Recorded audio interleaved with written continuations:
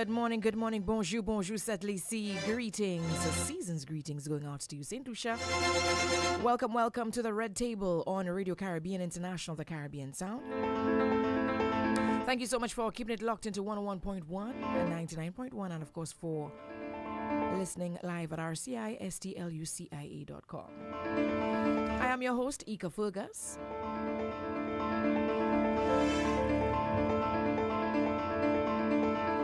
And just to let you know that the Red Table is a talk show created as an avenue for the St. Lucia Labour Party candidates to have a one-on-one session where they can discuss their role and agenda in the party and the upcoming election. The show is on from Monday to Friday at 7:30 a.m. to 8 a.m. and will run up to the final days. Well, Friday will be the final day. Up until before elections, yes. So my guest today is supposed to be Dr. Shanda Harracksingh, who is the representative for, that is Miku South, and I've been trying to contact her, not been able to get through. So I do hope we get to speak to her before our time is up this morning.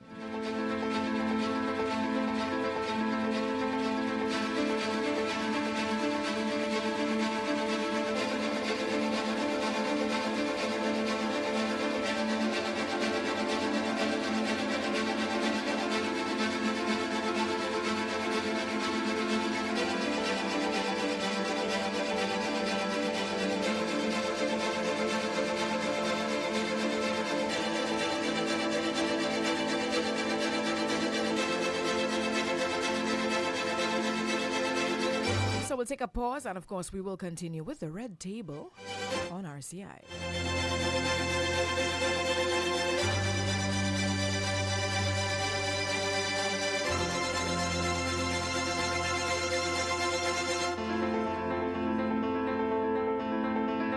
In 2021, our country was hurting. The economy had contracted. Unemployment was at its highest. Nearly half of our young people were without work. And the spirit of our people was tested. But then, leadership that made people its priority stepped forward. From the moment he took office in July 2021, the Prime Minister got to work, establishing a minimum wage, removing income tax for workers earning under $4,000, and investing in the youth. Unemployment fell to its lowest level in history. Pensions increased. Universal health coverage began taking shape. Families got back on their feet, and hope returned to our communities. Now it's time to move.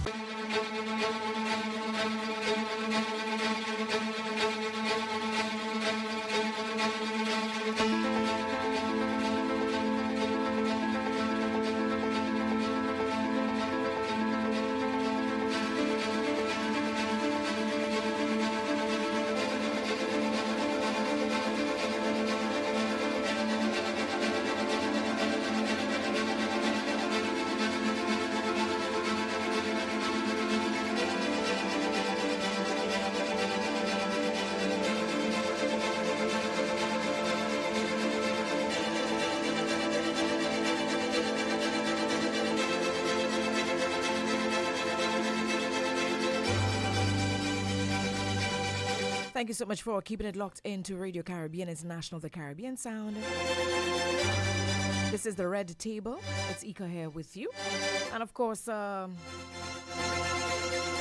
not getting through with my guest today. Supposed to be Dr. Shanda Harracksingh, representative for Miku South.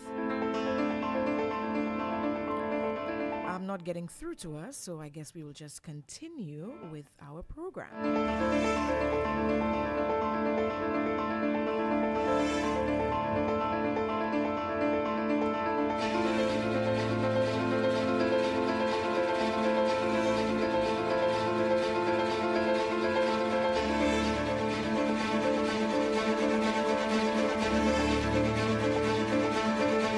this morning I will be going into the St. Lucia Labour Party Handbook of Achievement, entitled from SLP From Promises to Reality, delivering on our 2021 manifesto. Again, I would like to apologize for the unavailability of my guest today.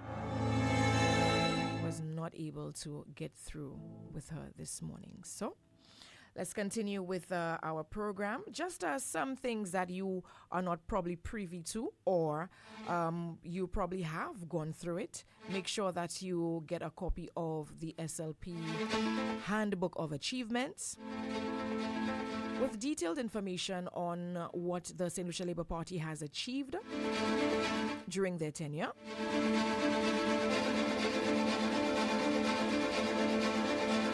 And of course, their plans on continuing their projects. So this one is very interesting. On page 11, talking about protecting our land, sea, and heritage. Stronger protection for the Petors.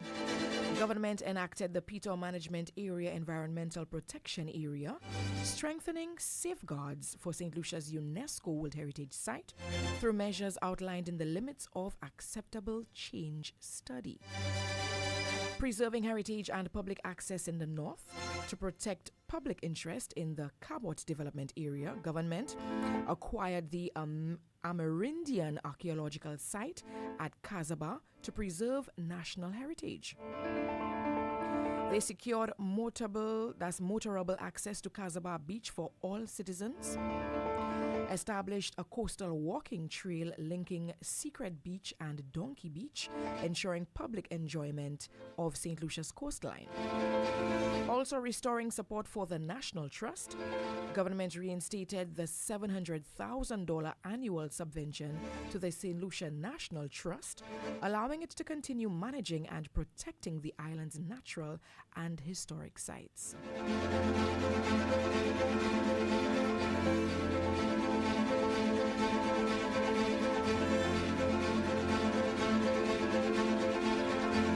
Modernizing of the air and seaports.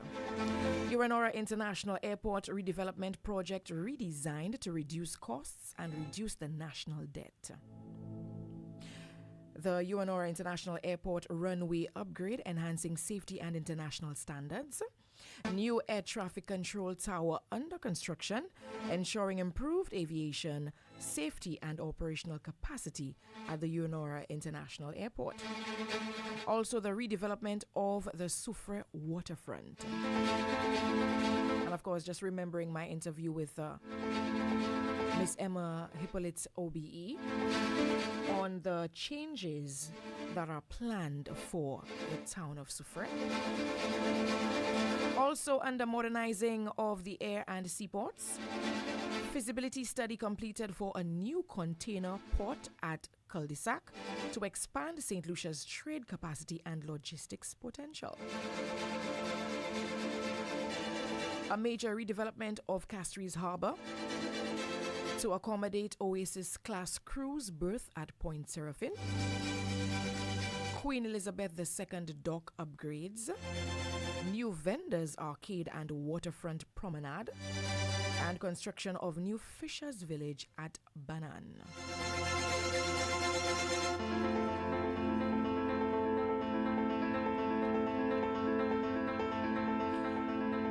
We have 7:45 on the clock. We go up until 8 o'clock. And of course, I do apologize again for the unavailability of my guest.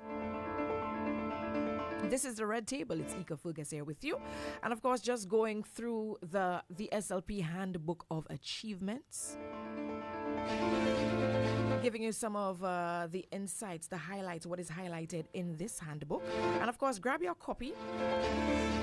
You can definitely get them at your constituency offices, island-wide. So be sure to grab your copy. And go through it, read through it,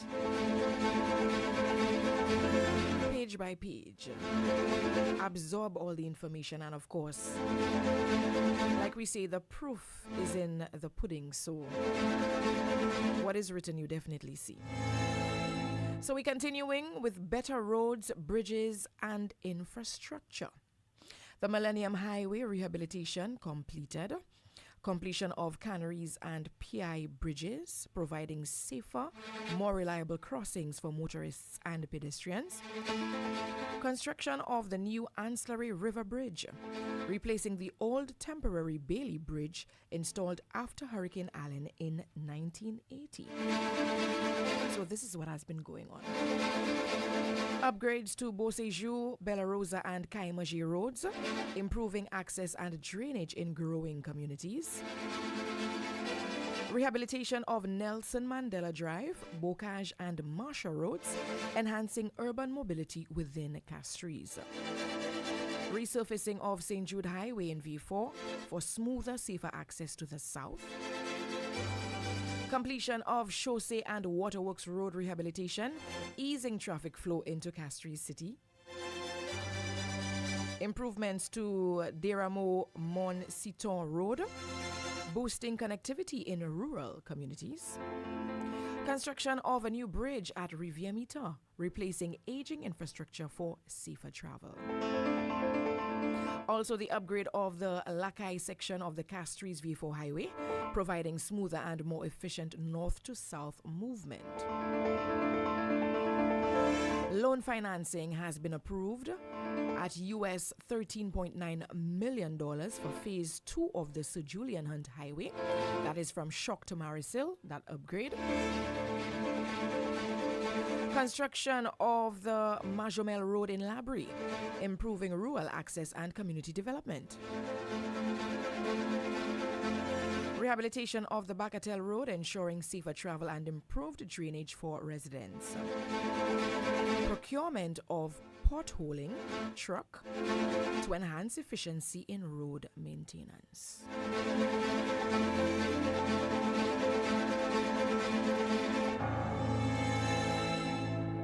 So these are the highlights. Well, these are the achievements under Better Roads, Bridges and Infrastructure from the SLP Handbook of Achievements. We have 12 minutes on to the hour. We take a pause and of course we continue with more information from the Handbook of Achievements on the Red Table.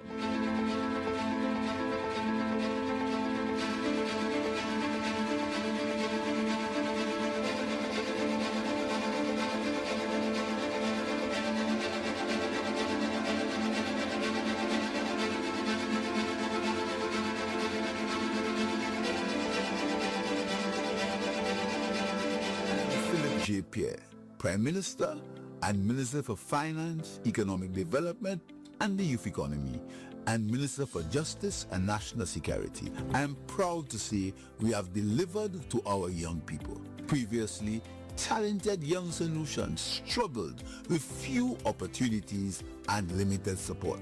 Today, through the youth economy, grants and mentorship, over 1,000 young entrepreneurs have launched and upscaled businesses, creating jobs and driving innovation. Real investment in our youth, real opportunities created, less progress you can see. The UWP horses had a better home than our human patients. St. Jude Hospital sat unfinished for years while Chasney poured millions into a racetrack. The St. Lucia Labour Party fixed that. St. Jude is now complete. Universal health care is finally a reality. Don't gamble your health on Chasney and the UWP. On December 1st, vote for the St. Lucia Labour Party.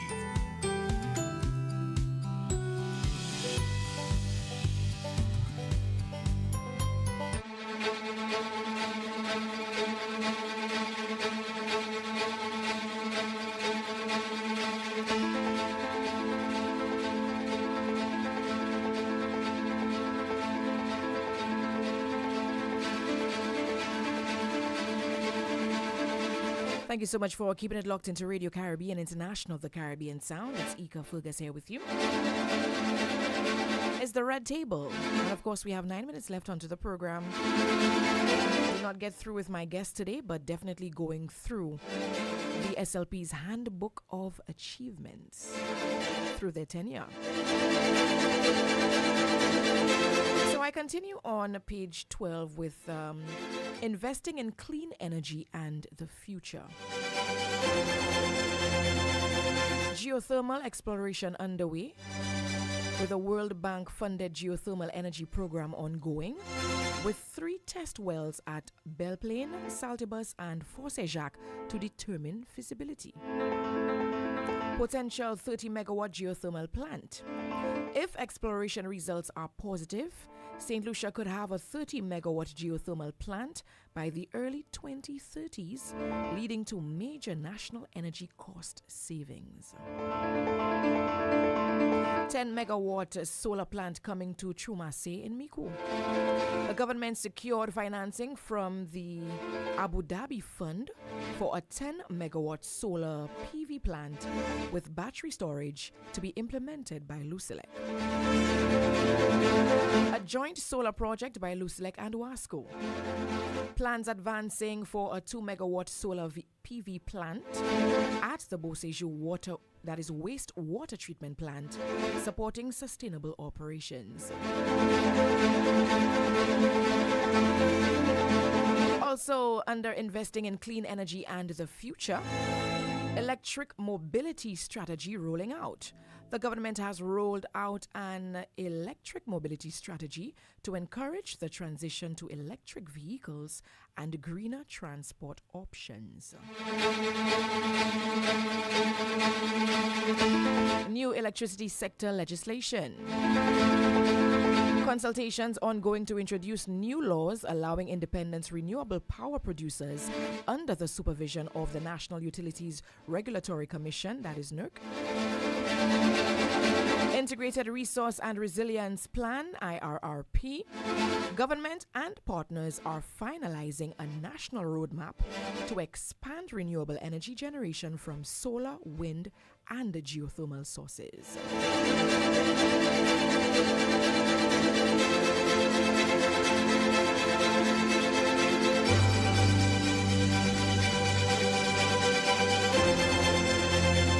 We're going to wrap up with this one, strengthening food security.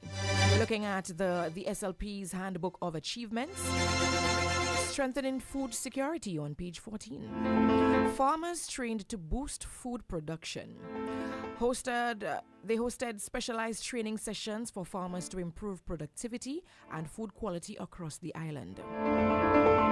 There was a revitalizing of the banana industry. In collaboration with the Republic of China, Taiwan, continued training and support for farmers to enhance banana productivity and export quality. Cocoa sector enhancement project launched, aimed at increasing cocoa yields and production, strengthening St. Lucia's agro-export potential. Successful watermelon trial in Malgritude, Mico. Interesting, is that why we had an abundance of watermelon about a month and a half ago? Conducted trials and sampling to support crop diversification and market readiness. Schwarzsee Fishing Port Redevelopment signed a $22.9 million grant agreement with the government of Japan to modernize the Schwarzsee Fishing Port and improve coastal livelihoods. US $9.8 million climate adaptation program was launched to help farmers build resilience through rainwater harvesting, soil conservation, green agro-processing facilities, and parks. Fertilizer support for farmers consisted of a distribution of over 9,000 bags of fertilizer to improve crop yields. Also, affordable seedlings initiative. The SLP provided over 120,000 subsidized seedlings to farmers at a subsidized price of $2 per plant. Also empowering farmers with disabilities. The SLP offered a $10,000 subvention to every farmer with a disability, ensuring inclusivity in agriculture. Also support for local market access. Continued subvention to the marketing board to secure a stable market for local produce. $4 million support to NFTO. Provided direct funding to the National Fair Trade Organization, the NFTO, to boost banana recovery. New banana ripening facility in Lakai Dennery was handed over to the NFTO to strengthen local banana processing and export readiness. There was a partnership with the Kingdom of Morocco, where 3,975 bags of fertilizer were received and donated to the Lakai Integrated Rural Development Center. Empowering women in agriculture. Women trained in small-scale mushroom production, cultivation, and operational skills. Beekeeping development. Apiculture farmers received emergency training in modern harvesting and hive management. Underwater security for farmers. There was a distribution of 1,000-gallon water tanks to over 1,000 farmers for better irrigation and drought preparedness. There was a $1 million compensation package for banana farmers following the Winera boxing shortage, ensuring stability for affected farmers. Also, insurance coverage for over 1,000 banana and plantain farmers, providing critical coverage from natural disaster damage. And finally, 400 banana farmers were compensated with $1.8 million for loss of crops due to black sigatoka.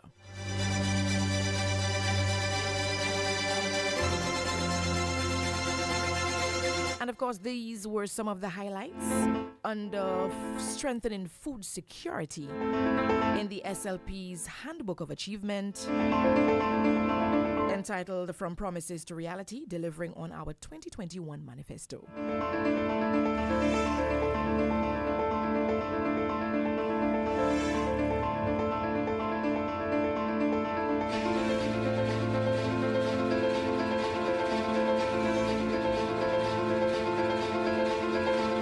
So this has been the Red Table for today, Tuesday the 25th of November 2025. Thank you so much for keeping it locked in. I'm your host, Ika Fergus.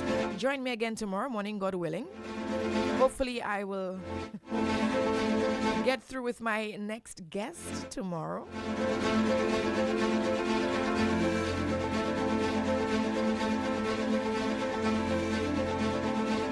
So join me again tomorrow morning, 7:30 a.m., God willing, for another one-on-one at the Red Table.